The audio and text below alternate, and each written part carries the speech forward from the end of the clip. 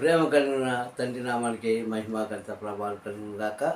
మా 5వ వాక్యం అనే ఛానల్ ద్వారా వాక్యం ఉంటున్న మిమ్మల్ని తండ్రి దీవించి ఆశీర్వదించుగాక. హల్లెలూయా.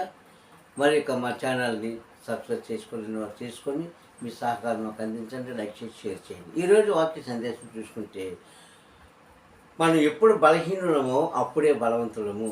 పౌలు గారు చెప్పిన మాట మనం జ్ఞాపకం చేసుకుంటాం ఈ ఉదయకాల సమయంలో. మనం ఎప్పుడు బలహీనులమో అప్పుడే బలవంతులము. ఎలా బలవంతులు అవుతామండి?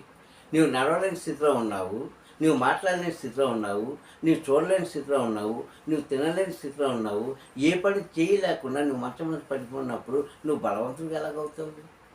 ఆలోచిద్దాం. వాక్యం ఎందుకు ఇచ్చాడు భక్తులని పౌలు గారు? ఎందుకు ఇచ్చాడండి వాక్యాన్ని?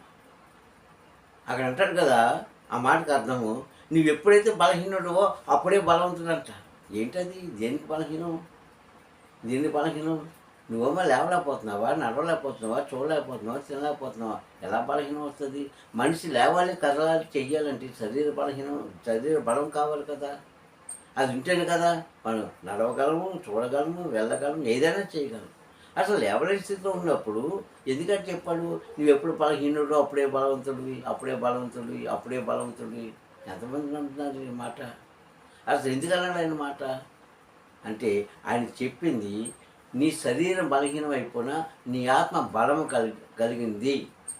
ఆ బలం ఎలా వస్తుందో వాక్యం ద్వారా మాట్లాడుకుందాం ఈరోజు. హల్లెలూయా. ఉదయకాల సమయంలో వాక్య సందేశం, నీవు ఎప్పుడు బలహీనుడో అప్పుడే బలవంతుడివి అన్న వాక్యం మనం చూసుకుంటే, ఫిలిప్పీలకు రాసిన పత్రిక భక్తుడైన పౌలు గారు ఫిలిప్పీలకు రాసిన పత్రిక 2వ అధ్యాయంలో 13వ వచనాన్ని ఏమంటున్నాడంటే, చక్కని మాట చెప్తానండి.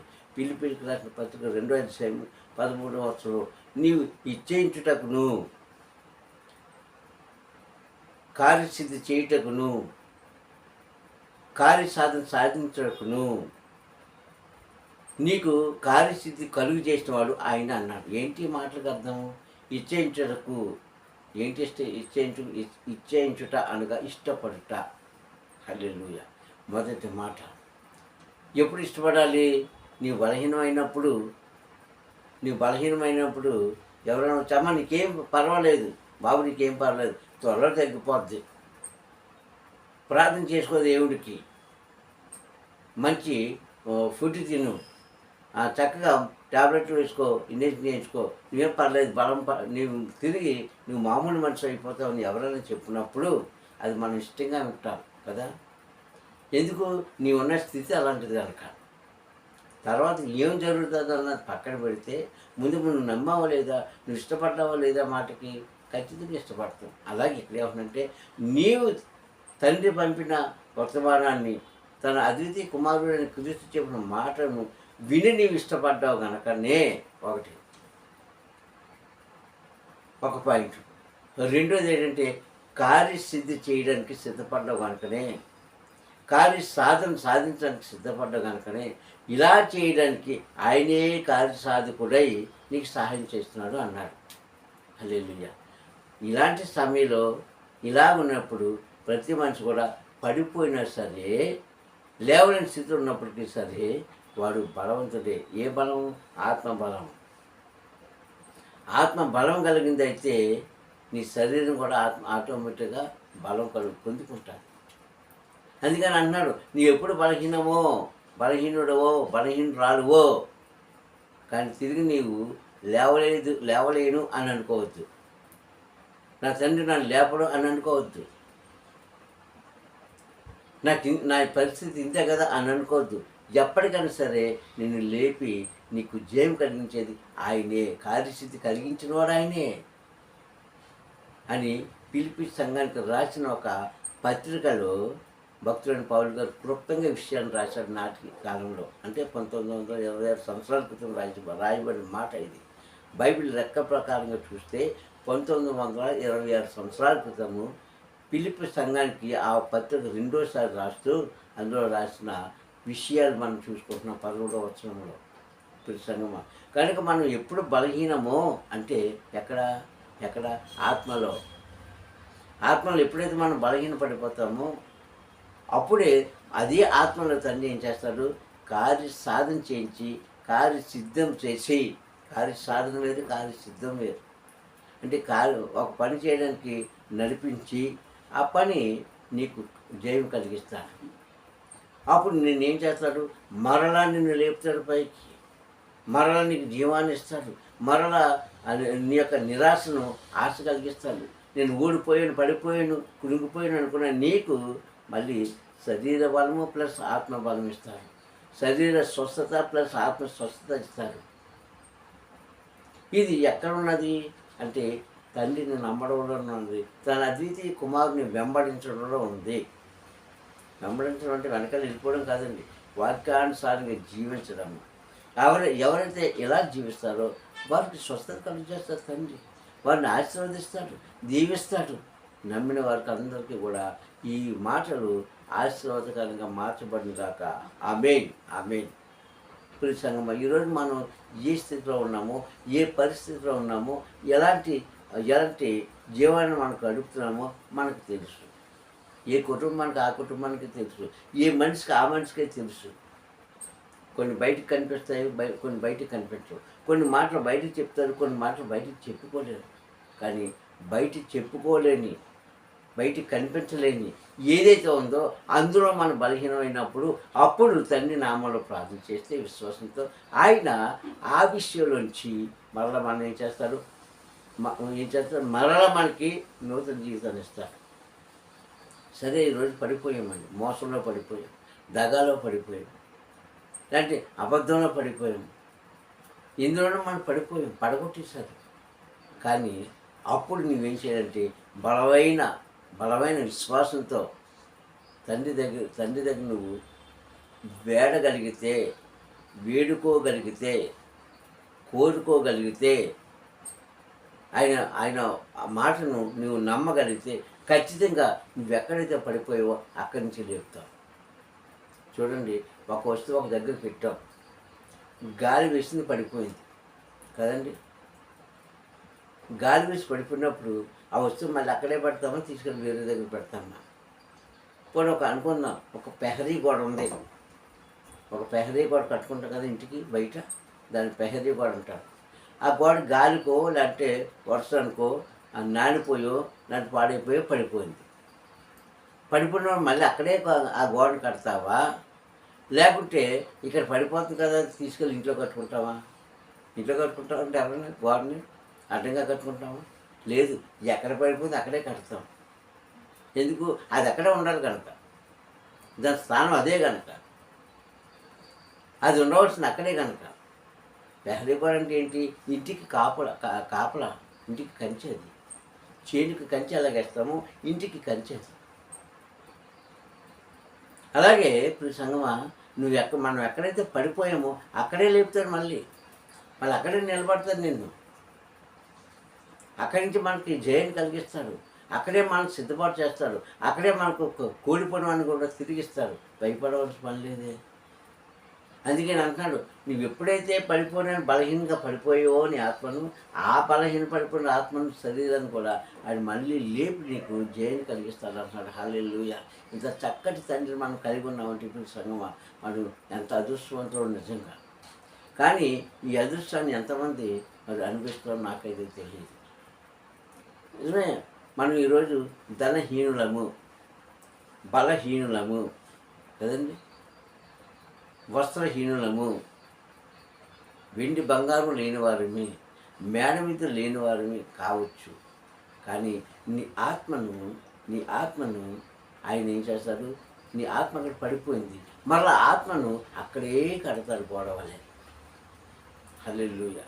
ముందు చెప్పినట్టుగా ఇంటికి పెహరీ గోడ ఎక్కడ పడిపోతే అక్కడే దాన్ని నిర్మిస్తాం కదా.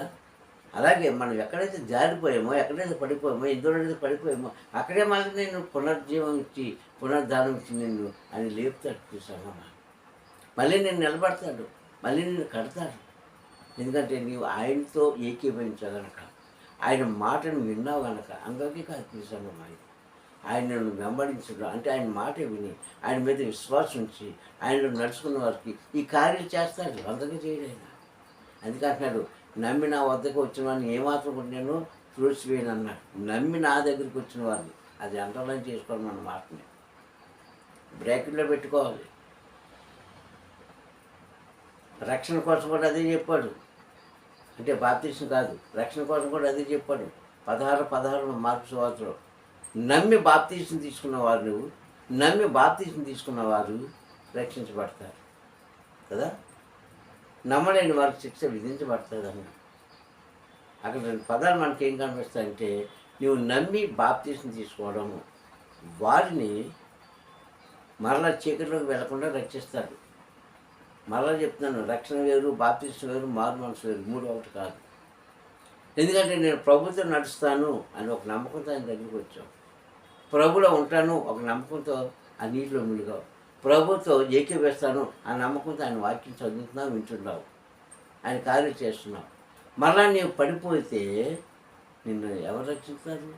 పడిపోవాల్సిన అవసరం లేదు. అందుకని అంటున్నాడు, నమ్మి బాప్తీసం తీసుకున్న వారికి వారి యొక్క బ్రతుకు దినం అంతా కూడా వారి ఆత్మను రక్షిస్తాను అంటున్నాడు.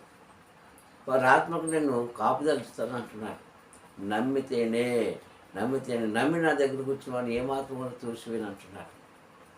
సంగమా, నమ్మకమే మనకి పెట్టుబడి. నమ్మకమే పెట్టుబడి. ఆయన ఎంతైనా లాభిస్తాడు మనకి, ఎంతైనా లాభకరంగా చేస్తాడు మనకి. అసలు నువ్వు నమ్మకాన్ని పెట్టుబడి పెట్టకపోతే నీకు ఎక్కడి నుంచి లాభం వస్తుంది? రాదు కదా. అలాగే మనం ఎక్కడైతే ఏ విషయంలోనైతే తండ్రి మీద ఆనుకొని తండ్రి యొక్క వాక్యాన్ని విలువిచ్చి తండ్రితో సహవాసం చేసి తండ్రి మనకి ఇచ్చిన జీవితాన్ని గడుపుతూ ఆయనతో మనం ఉంటున్నాము. అక్కడ నీవు పడిపోతే, నీ సమస్యలో పడిపోతే, నీ కుటుంబ వారిలో పడిపోతే, నీ అనారోగ్యంలో పడిపోతే, బలహీనలో పడిపోతే మళ్ళా నిన్ను లేపి నిలబడతారు. హల్లెలూయా. అందుకే భక్తులైన పౌలు గారు అంటున్నారు, నువ్వు ఎప్పుడు బలహీనుడువో అన్ని విషయాల్లో అప్పుడే బలవంతుడు అవుతావు అంటున్నాడు. అక్కడ కార్యసిద్ధి, కార్యసిద్ధి ఇది కలుగు చేసేవాడు ఆయనే. ఆయన వల్లే మనకు సమస్తం సాధ్యం తప్ప ఇది నీ నుంచో, నా నుంచో, వేరొకరు ఒకరికి ఇచ్చేది ఏం కాదు. ఇదేం డబ్బులు కాదు పంచుకోవడానికి, ఇలాంటి చిన్న ఆహారం కాదు పంచుకోవడానికి. దేవుని యొక్క మాట, హల్లెలూయా, దేవుని యొక్క కార్యాలు అది నీ చేతికి నా చేతికి ఎవరు? ఆయన చేతితోనే చేస్తారు, ఆయన నోటి మాటతోనే చేస్తారు. కాబట్టి ప్రియ సంగమా, ఈరోజు ఈ ఉదయకాల సమయంలో మీరు ఏ సమస్యలో పడిపోయారో, ఏ బలహీనలో పడిపోయారో, తండ్రి నన్ను తిరిగి లేపుతాడన్న విశ్వాసం ఉంటే, విశ్వాసాన్ని పెట్టుబడి పెడితే ఖచ్చితంగా మనం ఎక్కడైతే పడిపోయామో అక్కడ ఆయన ఏం చేస్తాడు? మళ్ళా లేపుతాడు ఆయన. మళ్ళీ ఆయన మనకు శక్తిని, బలాన్ని ఇస్తాడు. మళ్ళీ ఆయన మనకి పునర్జీవాన్ని ఇస్తాడు ఆయన. కావున సహోదరులారా, ఈ మాట ఉన్న మీరు బలహీనం పడిపోయినప్పుడే బలవంతంగా ఉంటాడు. బలహీనం పడిపోయినప్పుడే బలవంతంగా చేస్తాడు ఆయన. ఆయనతో సహవాసం కలిగి ఉంటే ఇవన్నీ జరుగుతాయి. అంతేగాని ఏదో వచ్చాం వెళ్ళిపోయి ఉన్నాము లేదు అంటే కాదు. ఆయనతో సమానంగా ఉన్నప్పుడు, ఆయన వాక్యాన్ని మనం అర్థం చేసుకునేటప్పుడు, ఆయన వాక్యానికి మనం విలువించినప్పుడు నువ్వు పడిపోయావు సమస్యలు, ఏదో సమస్య, ఒక్క సమస్య కాదు అనేకమైన సమస్యలో పడిపోయావు. నువ్వు ఏ సమస్యలో పడిపోయావో ఆయనకి ఇష్టమైతే ఇప్పుడు సంగమా పడిపోయినప్పుడమ్మా అన్నారు నువ్వు లేవనెత్తడానికి పైకి. ఆయనకి ఇష్టమైతే నువ్వు పడిపోయిన సంఘటన గురించి, నువ్వు ఏడుస్తున్న నువ్వు కోరుకుంటున్న ఆ యొక్క సంఘటన గురించి ఆయనకి ఇష్టమైతే నేను లేపుతాడు. ఒకవేళ అదే మనం వ్యతిరేకంగా జీవిస్తే లేపడు. ఇది మాత్రం మనం జ్ఞాపకం చేసుకోవాలి. అందుకే 20 అధ్యాయాలు అంటాడు కదా కీర్తనలోను, 9వ వచనం అంటాడు, వారు కృంగి నేల మీద పడిపోయారు, మనం అయితే చక్కగా నిల్చున్నాం అంటాడు. 20వ అధ్యాయం కీర్తన భాగం 9వ వచనం. వారు పడిపోయారు కింద, వారికి లేవలేరు. ఎవరు వీళ్ళు? అల్ప విశ్వాసులు, క్రైస్తవులే. ఎవరు వీరు? తండ్రి మీద నమ్మకం లేని వారు, క్రైస్తవులే. ఎవరు వీరు? తండ్రి యొక్క వాక్యాన్ని వెంబడించలేని వారు, క్రైస్తవులే. అని ఈరోజు మనమైతే చక్కగా లేచి నిలబడ్డామంట. ఎవరు వీరు? తండ్రి మీద విశ్వాసం ఇచ్చిన వారు, ఆయన కార్యసిద్ధిలో పంచుకున్నారు, ఆయన కార్య సాధనలో చేయడానికి సిద్ధపడిన వారు. కనుక అక్కడ నీకు పడిపోయావు, మళ్ళీ అక్కడే నేను లేపుతారు. ఇది ఖచ్చితంగా తండ్రి చేస్తున్న మాటలన్నీ మీతో తెలియజేసినప్పుడు సంగమా. కానీ తండ్రి మానవ జీవితం చేస్తున్న కార్యాలన్నీ మీకు తెలియజేస్తున్నాను. మరియు ఉదయకాల సమయంలో మాట్లాడిన మీలో పరివర్తన కలగాలి, మారు మనసు కలగాలి, ఆ తండ్రికి ఇష్టంగా జీవించాలి. తండ్రికి ఇష్టమైన కుమారులుగా కుమార్తెలుగా మీరు మీ కుటుంబము మీ ప్రాంతవాసులు అందరూ కూడా దీవించబడ్డాలని కోరుకుంటున్నాను. ప్రార్థన చేసుకుందాం. కళ్ళు మూసుకోండి. ప్రియగారి తండ్రి దయగారి రండి కొంతమంది ఉదయకాల సమయంలో తండ్రి వాక్యమైన దిగి నాతో మాట్లాడేందుకు స్తోత్రం తండ్రి. అయ్యా నీవు ఇచ్చిన గొప్ప ఆశీర్వాద వచనాలను బట్టి స్తోత్రం చెల్లిస్తాను. నిజమైన మేము ఎప్పుడు బలహీనం అప్పుడే బలవుతుంది, ఎక్కడ పడిపోయాము అక్కడే లేకపోయేవాడు కనుక నీ మీద విశ్వాసం దాన్ని ముందు కొనడానికి కొన్నిసార్లు సహాయం చేసి మేము తెలుసుకోండి. వాక్యాన్ని బిడ్డలందరినీ దీవించమని తండ్రి, వాక్యంలో మరణం గ్రహించడానికి జ్ఞానం దయచేయమని మా ప్రియ రక్షకుడు క్రీస్తు రాముడి ప్రార్థిస్తున్నాను కలం తండ్రి. హల్లెలూయా, హల్లెలూయా, హల్లెలూయా. మీ అందరూ కూడా తండ్రి రాముడు మరొకసారి వందనాలు తండ్రి. మిమ్మల్ని మీ కుటుంబాలను మీ ప్రార్థన దీవించుగాక. ఆమేన్. హల్లెలూయా.